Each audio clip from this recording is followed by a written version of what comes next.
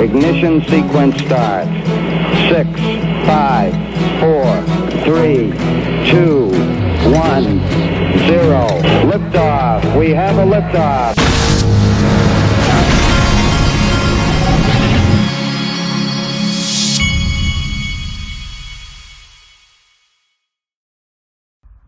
Hey everybody, this is the Digital Asset Investor, and I've got this gut feeling, and anybody that listens to me for any period, has listened to me for any period of time, knows that my gut is right 99.999% of the time.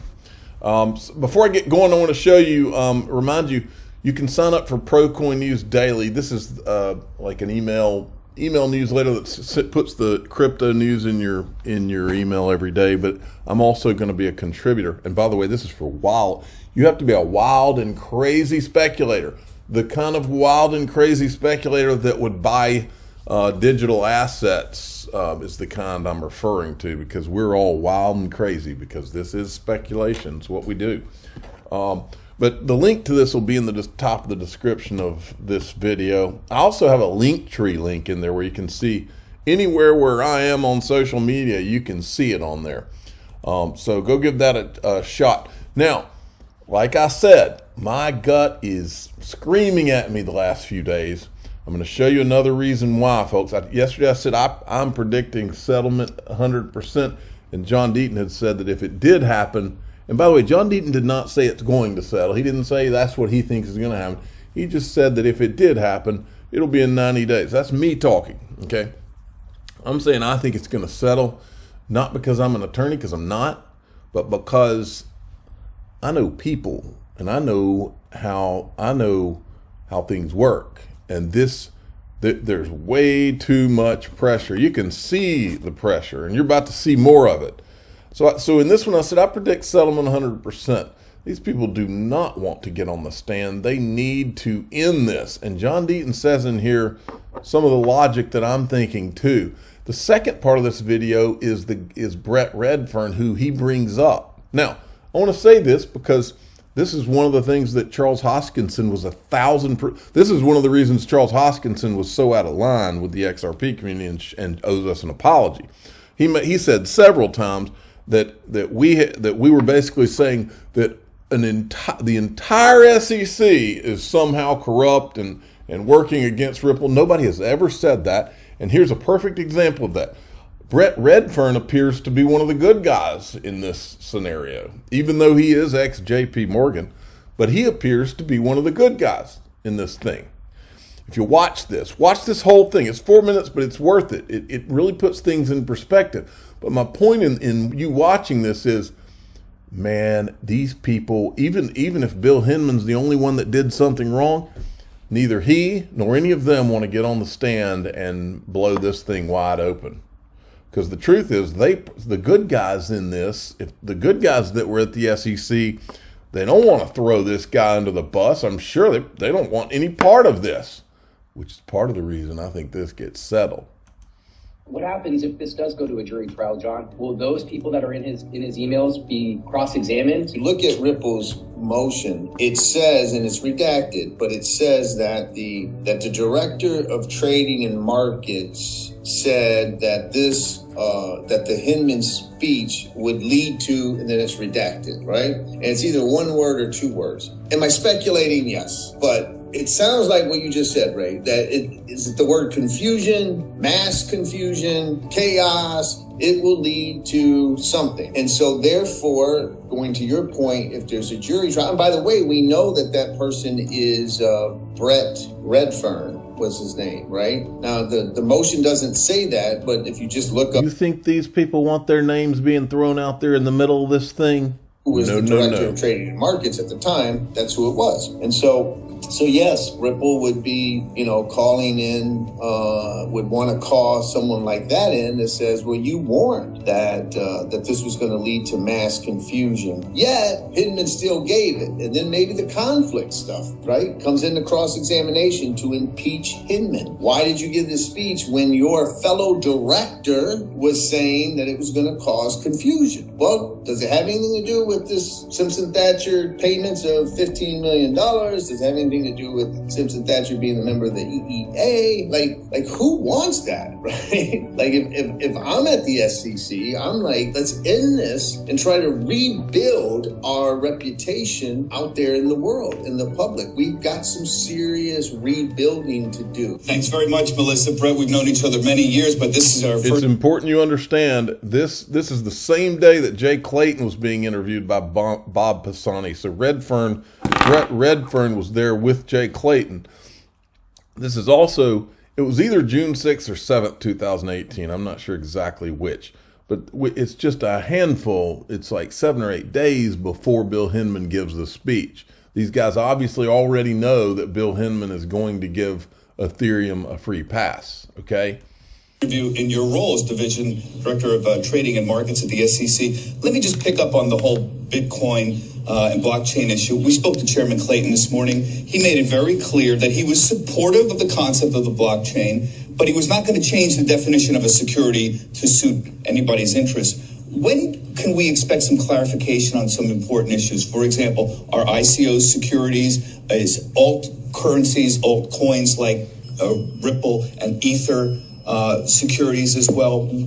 Give us some idea of when we might be able to get clarification. You know, one thing that I've realized when looking at these issues is that it's not as obvious as you would think, right? So we've had a number of different products that we've looked at, and we've created this prong test, the Howey test, where people look at the different characteristics and have to determine it's a security. And quite frankly, not all of them are obvious on its face exactly what it is. So we continue to try to clarify where possible. I think that there will be more statements coming forth from the commission on this. But in the meantime, we're highly encouraging any market participant who's involved in the space to really look at these products and run that test and decide whether or not they meet the prongs of being defined as a security. The chairman declined to say whether Ether or Ripple were actual securities, but is it fair to say that this is likely ultimately going to be litigated in the courts?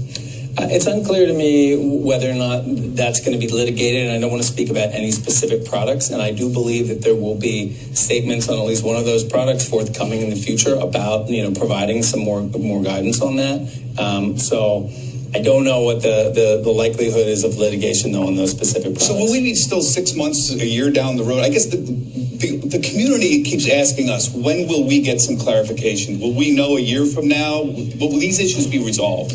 I mean, I think the messaging from the chairman and the commission has been pretty clear that when he looks at ICOs, there's a number of these products where he has said they do meet the definition of a security. And by meeting the definition of a security, there's a lot of things that go along with that. There's broker-dealer registration. There's, are you trading on a registered exchange or an ATS? And so I think that, it behooves all of the attorneys and accountants and everybody else out there looking at. All right. So I'm sure, can you imagine the phone calls that are going back and forth? Wait, let me get this in line. Can you imagine the phone calls that are going back and forth? Can you imagine the pressure that Gary Gensler is under, these people saying, drop this, stop this mess, and he's doing all of it over his personal aspirations to be Treasury Secretary. Can you imagine how hated this guy is? This is Brett Redfern's resume, just so you know, and I'll say it again. He appears to be, from the statement that John Deaton went over, he appears that maybe he was one of the guys that was trying to do the right thing. He's now on the advisory board at Securitize. He was head of capital markets at Coinbase after he left the SEC. And before the SEC, he was at J.P. Morgan. Now, in line with that same thing, you talk about pressure. You remember yesterday when Senator Warren sent a letter to regulators, and this is Eleanor Terrett here. She says that they use the Tech Transparency Project did a report in February analyzing number of Washington insiders now in the crypto industry. Having read the report, I think it underscores the fractured understanding of crypto. For example, the report refers to Coinbase, Stellar, and Ripple as being the largest players in the industry, while with Ripple being the main competitor of Coinbase. Hinman is also referenced in the report, which describes him as being at the center of a court fight and media controversy over whether his ties to the crypto industry influenced the SEC to give Ether and Bitcoin a free pass. Crypto Law and John Deaton are cited for this reference. Stinks to high heaven, folks. So you think they want all this pressure? Now, here's the other thing that's got me, my gut screaming, folks. We've seen these advertisements. This is in London, I think London. Look at this.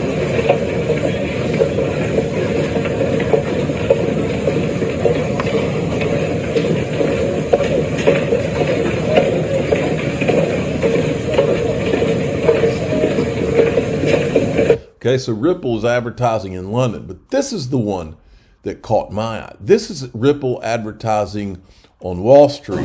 In the my understanding is that this is the Wall Street subway.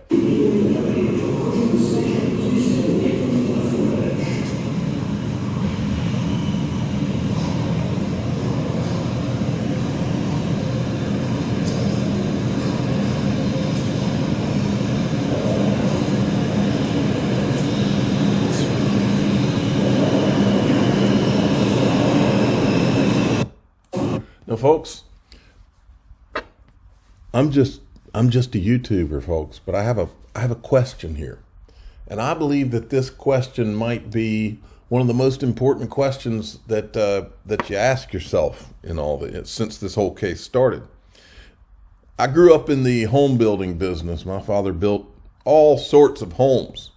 I won't say where he built the homes, but he built I think he built over 2,000 or 3,000 homes. And there's one thing I can tell you for 1,000% sure. He did a lot of advertising when he was building those homes. And I can tell you this for 1,000% certain. When he built those homes, he built them in certain places. He spent zero, and I mean a big zero, advertising dollars in towns where he was not building the homes. He only spent those advertising dollars in the towns where he was building those homes. Because why would you spend advertising dollars in areas where you were not doing business? So my question is this, folks. Do you remember this video? This is where Brad Garlinghouse, this is from Genie. This is where Brad Garlinghouse says that XRP is part of the heartbeat of Ripple. It's not just some digital asset. It's a big part of XRP is part of the heartbeat of Ripple. It is the foundation of how we think about liquidity management, and a core problem that how the financial infrastructure works is around how liquidity is managed. Today, financial institutions are wired with pools of capital. They're called Nostro and Vostro accounts. And these are accounts that are pre-funded between financial institutions. And that's capital sitting dormant and not being used for either working capital or lending or what have you. By using a digital asset, you can enable liquidity in real time. This is transformational to how global financial infrastructure is wired. Every marathon starts with a single step. Okay, folks, so my question is this. Why would Ripple spend big money, and you know it's got to be expensive being on the Wall Street subway. Why would they spend big money to advertise not just on Wall Street, where it's got to be expensive, but in a country, the United States, where Brad Garlinghouse himself has said 99% of our business is outside the USA directly as a result of this lawsuit? Why would you spend big money on advertising in a country where you cannot conduct the heartbeat of your business? Why would you spend those advertising dollars unless one of two things was true? Either now you can do business, or you think you're about to be able to do business. That's the question. So, and then I see this, Justin Ripple's been buying XRP for the last few months in the OTC market, and the digital asset investor bought more XRP this morning because my gut is right now screaming at me. And let me see if I wanted to cover this. And then this person says something big is coming, and this is my gut feeling. You know what you're hearing right here, by the way? I am holding this is one of the bullets that my son uses in his hunting rifle. This is a 6.5 Creedmoor is the gun that he shoots with, and it's literally a silver bullet I'm holding. That's what you're hearing right here. I bought some of his bullets for him the other day, and I was showing one of them to him because usually they're encased in like a brass, but this one is encased in silver. Interesting stuff. I'm the digital asset, and oh, I'm sorry, I forgot to show you something. One more thing. Well, first I wanted to show you this. The markets have surged. A lot of coins have surged over the last 24 hours, but I wanted to show you this. Gold climbs to its highest level in nearly 2 weeks as the dollar yields retreat. And that's why I wanted to remind you of my sponsor, Glint. I bought some physical gold this week. I've been buying gold in my Glint account over the last few months so that I can have spendable gold and physical gold. My debit MasterCard with Glint. The link to that will be in the top of the description. That's my sponsor. You can click on the link and you can tell them DAI sent you. I'm the digital asset investor. I'm not an investment advisor. This is for entertainment purposes only. Please subscribe, hit the like button, tell your friends and family to go check out Glint.